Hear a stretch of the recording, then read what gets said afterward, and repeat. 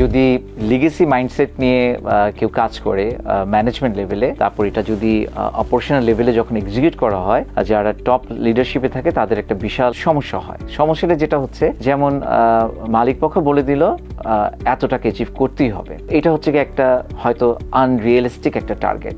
Unrealistic target হলো হয় কি, সেলস ফোর্স এটাকে না ওন করে না। যখন সেটা ওন করে না, তখন যেটা হয়, এই আনরিয়েলিস্টিক টার্গেটটাকে ম্যানেজমেন্টের এই কলটাকে নিতে গেলে তখন লিডারশিপ যে একটা ব্রিজিং করে, যে তার ডাউনলাইনের টিমের সাথে এবং ম্যানেজমেন্টের এক্সপেকটেশনের সাথে এখানে একটা বিশাল একটা টানাপোড়েন তৈরি হয়। সো এখানে বেশ কিছু স্ট্র্যাটেজি কিন্তু তখন কাজ করে না।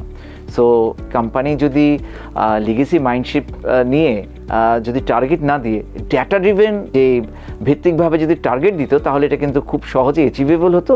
পুরা টিম এটাকে ওন করতো এবং দিন শেষে যখন সাকসেস আসতো সবাই মিলে এটা সেলিব্রেট করতো। লং রানে এটা খুব একটা সাস্টেনেবল একটা সলিউশন হতো।